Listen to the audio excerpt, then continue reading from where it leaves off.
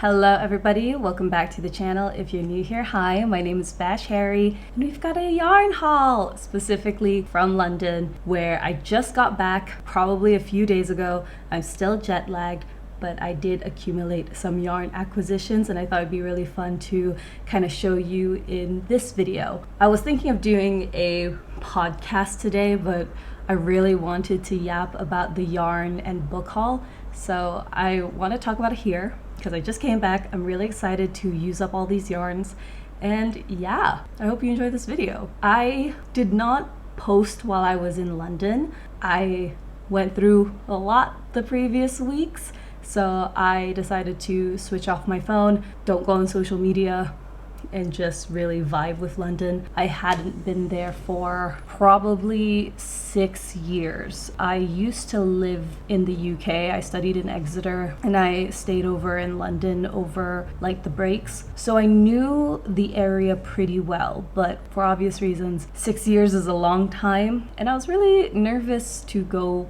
back. I don't know why. I feel like you leave someplace when you're 21 and you come back at 27. Obviously it's gonna feel different, but I really enjoyed my trip to London. I had a lot of fun. I did all the touristy things that I wasn't able to do when I was a student back then, because thankfully now at 27 I have somewhat of a disposable income, at least compared to when I was like still a student. I bought some yarn. I went to 3 places. I met up with Cinema Knits Sophie here on YouTube and Instagram. We met up, I think, one of the free days that me and my husband had, and we went out to go yarn shopping and I had a blast. She's so cool and I'll leave her links below. You should definitely check her out. She brought me to 2 places, Beautiful Knitters and Sauer Green.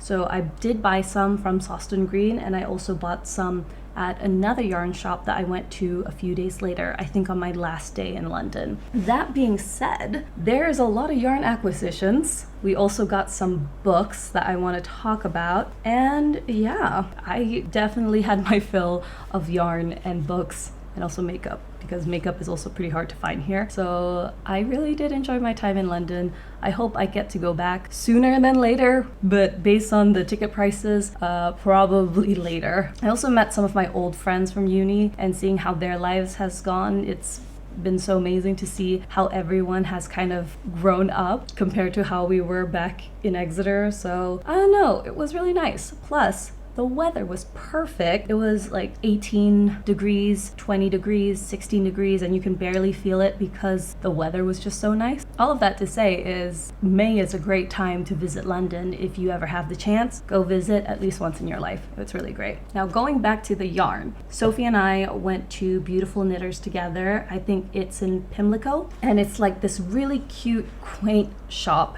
It was so nice to go. We were looking around, we were just looking at all the yarn. We had our baskets.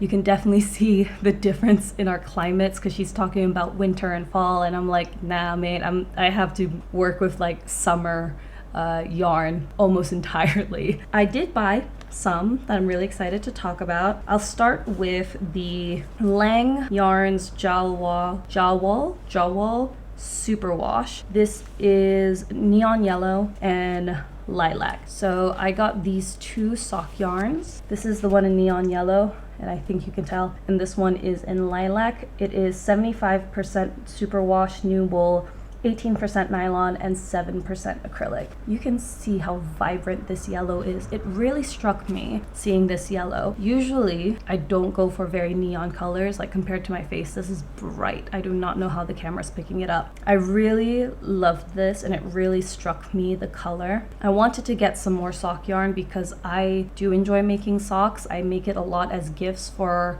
like my family, and I wanted to get some new ones, especially in this really cool color, and I needed some more lilac, hence why I got 2 of these. What's surprising to me that I noticed was in the UK, at least, I don't know about other European countries, but the yarns that they sell, it's mostly 50-gram balls, which I feel like I've noticed, but like shopping in Australia and Singapore, from what I can remember at least, but they do mostly sell in like 50-gram weights or 50-gram balls. I definitely want to make another stone knit socks with this. I did get a new sock book, so I'll talk about that more later on. But for now, I do want to pair this color either with like a gray or maybe even a black. I think like a bee pattern would look so cute with this neon yellow. I need to put my yarn somewhere so I have like a basket I could just toss it for now. Another sock yarn that I got from Beautiful Knitters was, I hope I can pronounce this, Schwedenrot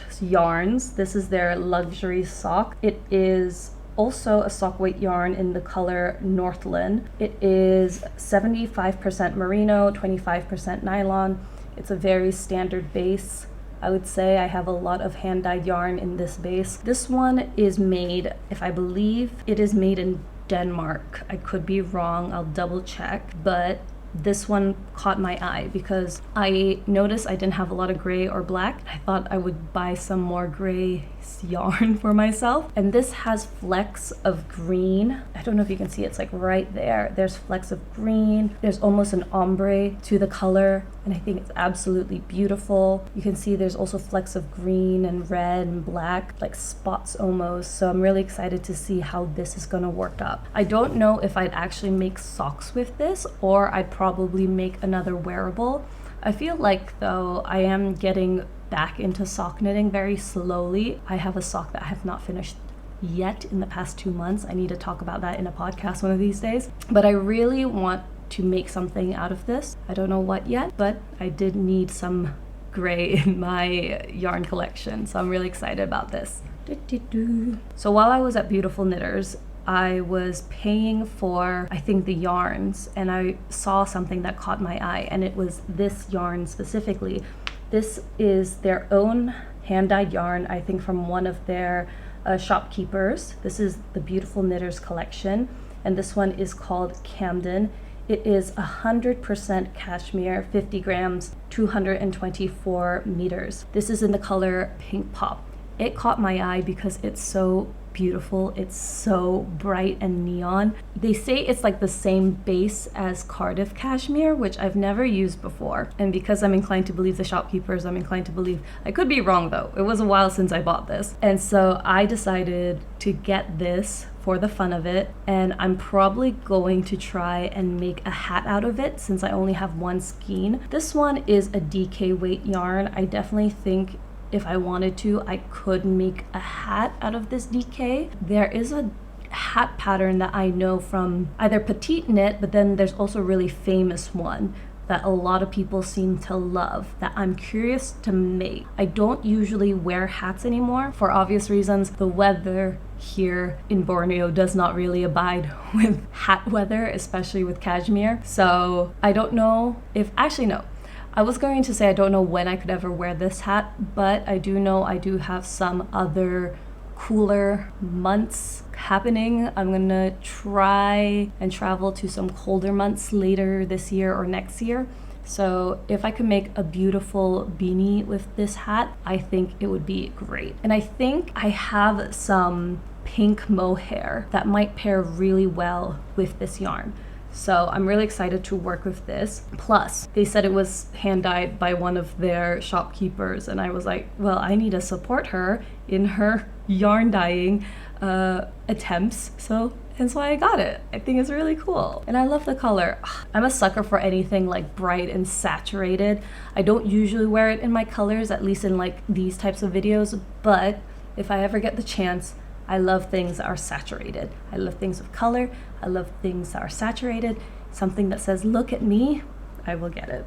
And then after that, I did get 4 balls of Rosarios for Nature. Oh, they're kind of squished together at the bottom of the yarn. It's okay. This is Rosarios for Nature. This is in the color 85 yellow.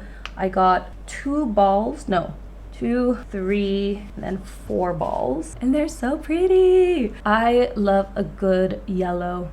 I do. I really, really do. This is 100% cotton at 137 meters. So this one should be enough for a t-shirt or a tank top. Lately, I've been kind of on pause with making wearables. I am currently making a sweater in like this really nice beige. I will talk about it more in the podcast next week. But I really wanted to make something that I feel like is a lot more comfortable for the weather here. I think as time goes on and I'm knitting more often, I know what bases, what fibers are comfortable to wear on a daily basis, and one of them is cotton. That's a personal preference to me. I know some people don't like cotton, but I really do. I had some comments on some videos asking if I've ever noticed stretching in my cotton pieces. And no, I have not. Maybe it's the way I wash it, but I haven't noticed any stretching or anything similar to that in my cotton pieces. But that being said, it's only been 3 to 4 years. Over the next 5, maybe that will change. But for now, I'm really happy with this purchase. I feel like this would be really good with, I think what I'm thinking of making with this cotton was the petite knit anchor sweater or the anchor shirt, because I've seen something similar at the Beautiful Knitters. I think they had a sample.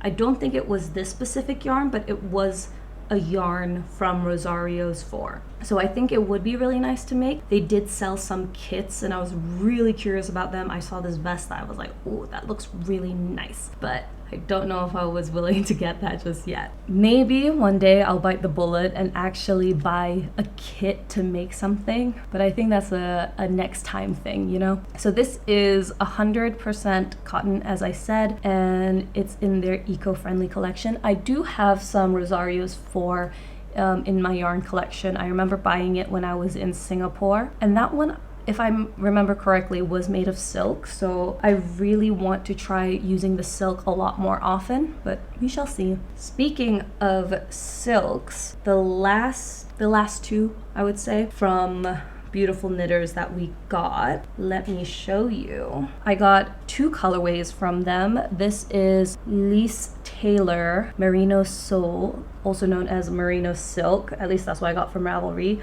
And this is the color Terracotta and then Old Rose. Isn't that beautiful? Ugh. This is 70% merino, 30% silk, and it feels luxurious. It feels very nice on the skin. I want to put it on my face, but unfortunately I'm wearing makeup and I don't want to get this dirty. This is 200 meters and I got about 2 balls of this. Oh wait, I got 3 of these. I got Terracotta. No, this is Bouton d'Or, and then this is Old Rose, and then these 2 is Terracotta, if I remember correctly. It's pulling a lot more red, but it's a more rustic, dark mauve pink in real life, but it's pulling off a lot more red on camera for some reason. So I got 2 of each, so about 400 each of the colorways. So this one is Old Rose, I think. And then the other one is Bouton d'Or. They are 70% merino, 30% silk, as I said. I think merino is probably the only thing I am comfortable wearing out and about here. Anything like blue-faced Leicester wool, if I remember if that's what it's called. I have tried, I've made sweaters with it. I really like it. Cannot wear it, can't wear it anytime in this climate. Even when there's like 18 degrees air conditioned, it's still too hot for me. I could only wear that when I was maybe during the winter times, during my honeymoon. That was probably the only time I was able to wear that specific wool. But merino, I think I can wear here in Brunei, especially if it's a fingering weight yarn. That's something easy for me to use, which is why I got it. I bought these 3 because I think they paired really well together, and if we put them in like a really nice intarsia, I'm thinking intarsia or color work, I think pairing these together would look incredible, like a checkerboard pattern. I have this idea of like a checkerboard pattern, but I really need to sit down and think about it. One of the best things about being in Beautiful Knitters was the fact that I saw so many different like knitters come in, come out. I heard different accents of every country and it was really fun. But also I got really inspired by looking at everyone's knits and all the samples that they had in store. I thought that was really incredible and I wanted to see more. I think one dream that I have is to like work as a shopkeeper at a yarn store. If you know any in other countries, please let me know, hire me. Might be difficult, but just shouting out right there. Let me intern at your yarn shop. That would be so fun.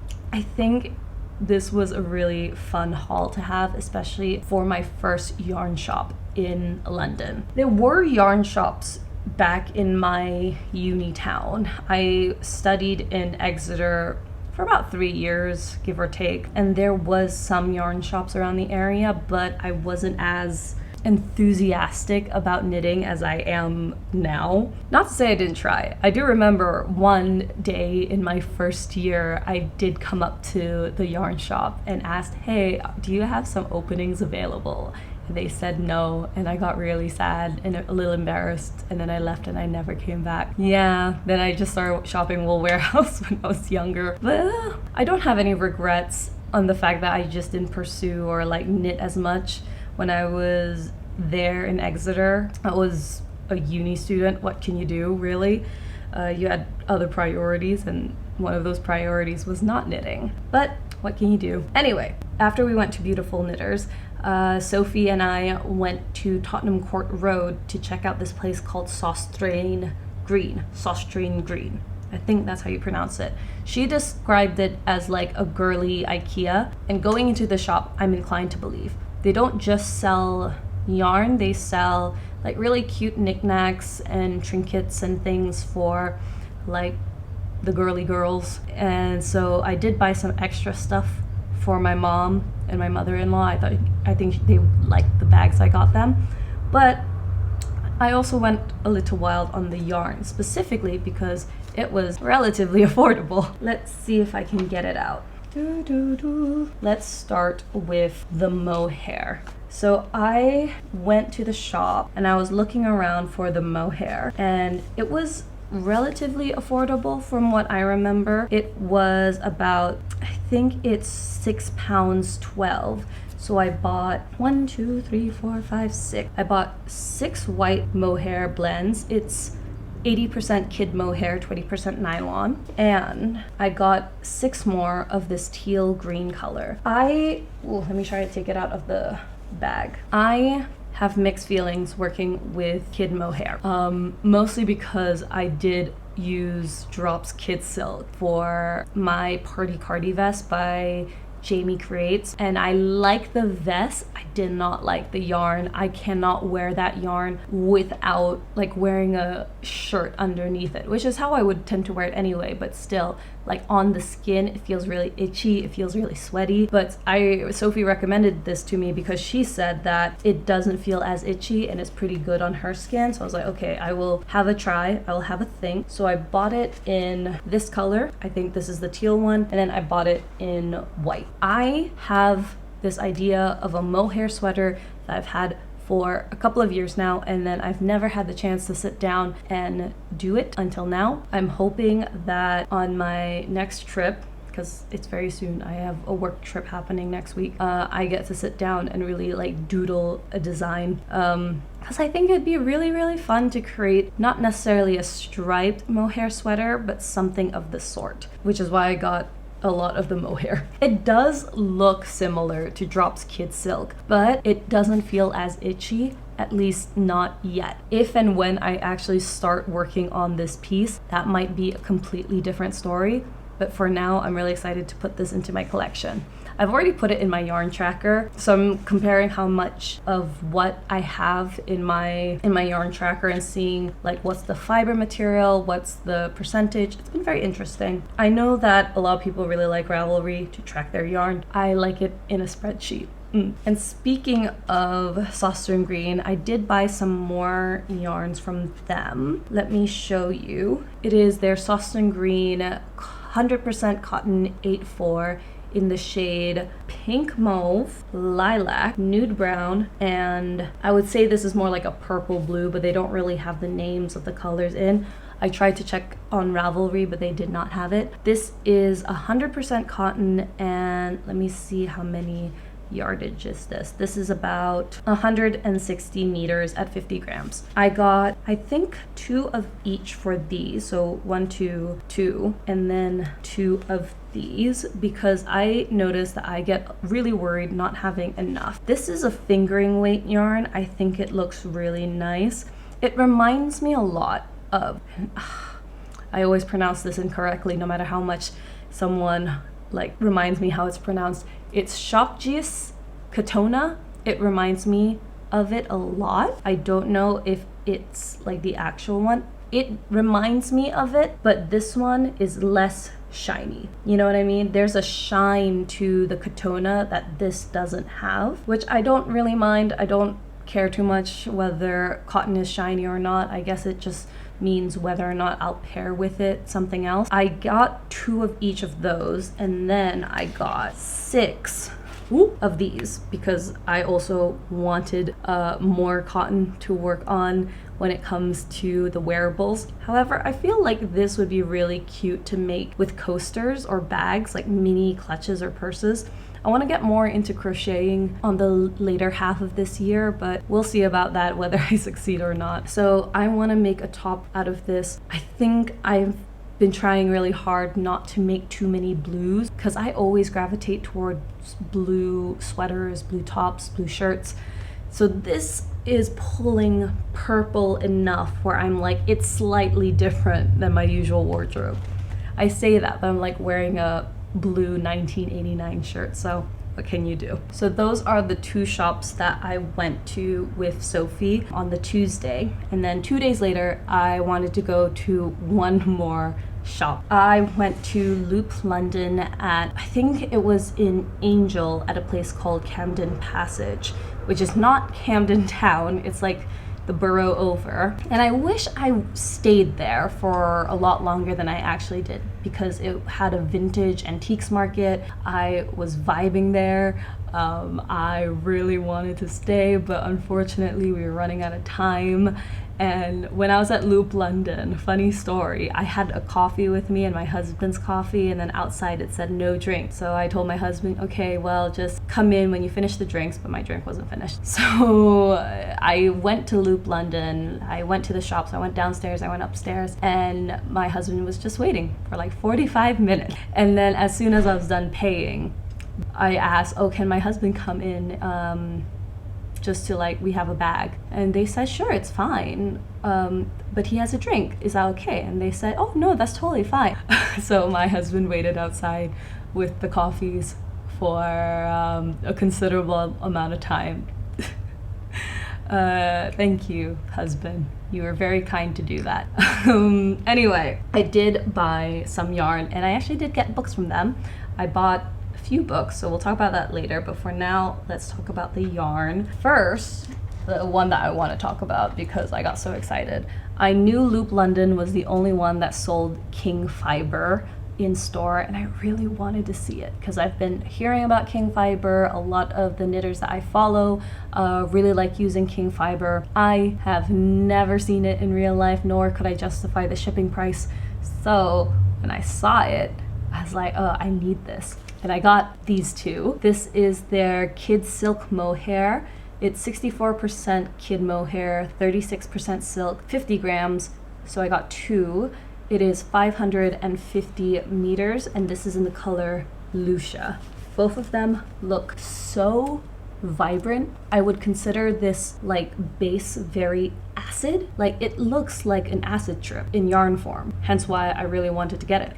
It looks so cool and fun. And I think the perfect sweater for me to make with this would actually be the Ghost Whisperer by, I forgot her name, but I'll leave it down below. I saw that she made this sheer blouse, and some people have used the kid silk, the kid mohair silk from Qing Fibre, but they haven't made it in this bold, vibrant acid. So I'm really curious to see how it would work up. With something like this, I'm pretty sure I'm going to have to like do that pooling method, like you just switch yarns every other row because it's so vibrant. I don't know how it will turn out. I feel like I'd be really curious to see how it looks like swatched up. It looks really, really fun. This is in the color Lucia, and I think I got the last 2, I think.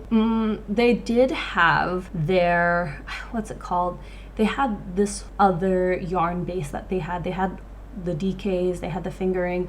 I wanted this specifically because it looked so bold and so fun. And I'm really into sheer designs right now. I don't know why. I think it's just really lightweight and something fun to wear out. So I think this will be one of my next projects in June if I finish this sweater. Next up, I got these two sock minis from Licken and Lace. Licken and Lace. These are the sock minis in pumpkin and teal tide.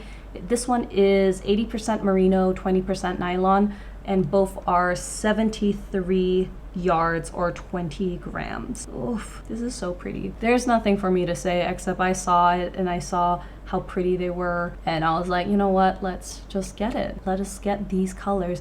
They look a bit like Finding Nemo to me for some reason. Like this is, what was the name of the character? Nemo's dad, the clownfish, and then this is Dory. Very similar, very cute. I really enjoy it, and this is gonna go into my other collections of sock minis. I do have the sock books. I'm thinking of making some new ones, so I'm really excited to see how I can get with these. Nothing much to say except these are really cute and I wanted to get sock yarn. Last but not least, this is Elliot and May Dusty. Is it Dusty or Dusky? Dusky Pink. It is 70% bamboo, 30% linen, 4-ply fingering weight yarn, and approximately 400 meters. This is a beautiful, beautiful sheen, and I love working with bamboo and linen.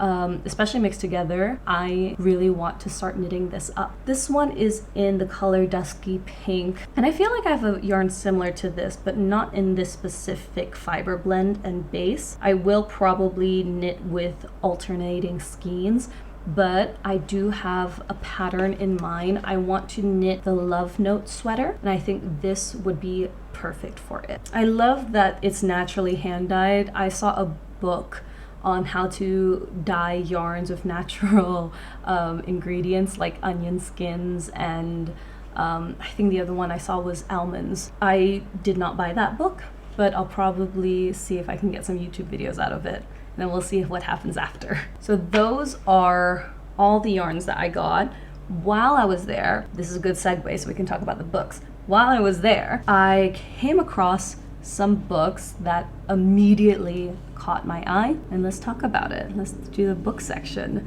The first book I got was Laerke Bager.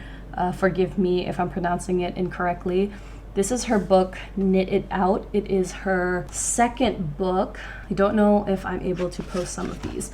So this is half knitting book, half autobiography, half like just a really good idea of an artist book. So I was showing it to my sisters who are artists, like they paint, they illustrate, they draw, and this was definitely in their wheelhouse. She talks a lot about creativity and loving Barbies and just having, sorry, someone's blowing leaves outside. She talks about using art and fashion as a way to express yourself and creativity. One thing that I admire about her is the fact that she just plays with fashion. And it's so fun to see, like in a life where sometimes it does feel restrictive on like, this has to be a certain way, this construction has to be a certain way. I like that she plays around with techniques and uses scrap yarn and really just brings out a lot of creativity in her work that I really love, and hopefully one day I get to get inspired and remix my yarn and learn more from her. So that's one of the reasons why I got this book, and we shall see how it goes. I will probably use this as a reference book, but yeah, really excited to put this in my collection. My battery is almost dying and I've been yapping so much without water. Sorry. The next book I got, and this was the most expensive book, by the way, but it's the one that I've been waiting for months, if not years. This is the Vogue knitting book, the ultimate knitting book. I have seen this being recommended by so many people. I've been searching for it whenever I'm in Malaysia and Singapore, and I could not find it. I couldn't find it in Waterstones, but I found it at Loop London, and immediately I had to get it. This is probably one of the best reference books a knitter could have. It also teaches you a lot about correcting errors, about advanced techniques, lace, color knitting, all that stuff. But it also gives you references on how to make stuff like sweaters, shawls, socks. A lot of things that, yes, you can do online and learn online, but sometimes the best references are the ones that you can find in a book, hence why I got it. I'm really excited to look through this book and just see how I can